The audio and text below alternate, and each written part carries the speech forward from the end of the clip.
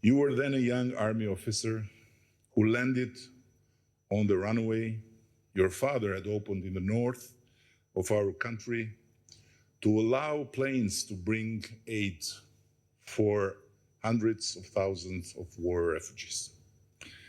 And you shared how he called you every evening to ensure that the refugees, regardless of religion, were being fed and cared for as equals in the eyes of God.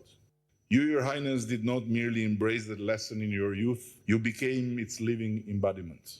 You turned it into the mission of your life, and you shaped your nation into a luminous standard bearer of that belief. A country whose moral stature is anchored in its unwavering commitment to universal fraternity and in the fearless conviction that, whatever the cost, this is the only path toward a better world, not in noble words, but in brave deeds. As another hadith tells us, there is no Muslim who visits his sick brother in the morning, but that 70,000 angels pray for him until evening. And if he visits in the evening, they pray for him until morning, and he shall have fruits from paradise. This hadith does not speak only of rewards in the unseen. It speaks of the comforting presence of solidarity and reminds us that to visit the sick or care for the one in need is to become, for a moment, a bearer of divine mercy. Only God knows the number and power of such angels. But what I do know is this. From Kosovo to Somalia, from India to the Maghreb, from the Holy Land to Albania itself, and yes, throughout your own region and across the entire world, your name is heard with respect, is spoken with gratitude, and is remembered with hope. People of every color, tongue, and faith are thankful to you for appearing close in their darkest hours, not as a sovereign seeking redemption, but as a brother who refuses to abandon his ailing siblings to the shadows, who walks with them through the valley of war, suffering, despair, extremism, and destruction, bringing not only aid, but something even more deeper, the quiet strength of compassion, and also the relieving certainty that they are not alone.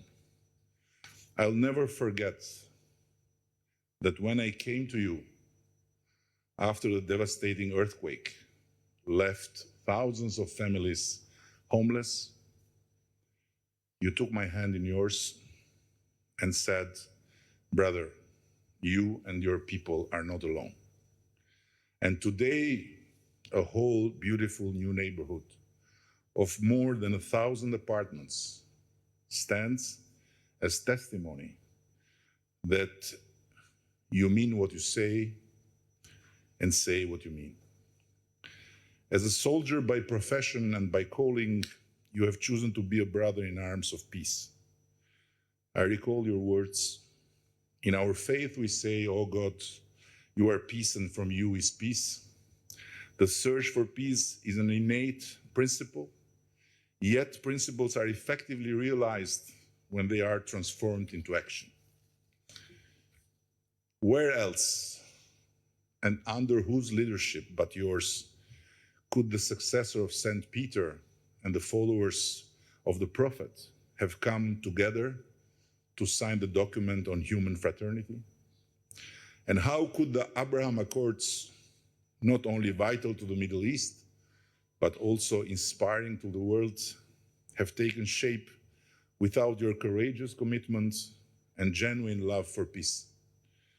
Few may recall it, but the Sunnah teaches that when you love your brother for the sake of God, you should let him know.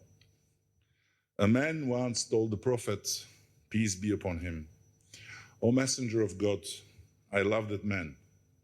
The prophet said, have you told him? No. Then go and tell him.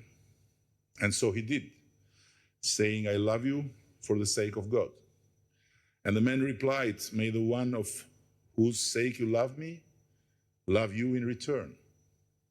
So today, Your Highness, to you, as a brother, I want to offer a public gesture of love and fidelity toward you as a bearer of light of reason in a world that increasingly loses it and grows darker by the day. It may be modest compared to all you have done for us, but it is with profound gratitude that on behalf of the Albanian people, I have the honor of bestowing upon Your Highness the Grand Cordon with Star of Public Recognition. I know you have received many honors, over 20 of the world's most prestigious distinctions, I have been told. And yet I dare to hope, you know I'm stubborn, that this Albanian memorabilia may hold a special place among them. The red and black of our ribbon are not only our national colors.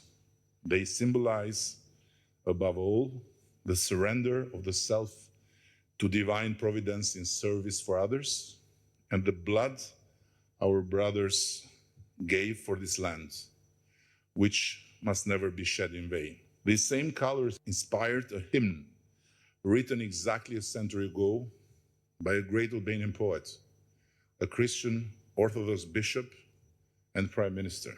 A flag that gave rise to Saint Constantine unites the cross and crescent sign, proclaims all faiths as kin divine, a noble banner for humankind. The star of this order, pointed in shape, draws the seal of our national hero, Skanderbeg, and from the 36 letters of our alphabet. Its design also echoes the seal of Solomon, Suleiman, the King of Peace, whose spirit and legacy shine in your own leadership. As a father, as a statesman, a global leader, a man of faith and of deep culture. In short, a guide for humanity. Your Highness, Sheikh Mohammed bin Zayed Al Nahyan, President of the United Arab Emirates, for your steadfast personal commitment to the strategic relationship between our two nations, for your fraternal care in moments of need for our people, for your unmatched contribution to the global cause of peace and multilateral cooperation, and it's not in the official, but I would add, for humbling everyone with your humbleness. On behalf of the Republic of Albania, with deep respect and gratitude, I confer upon you the Grand Cordon with Star of Public Recognition. May God protect you always, and may He bless both of our peoples.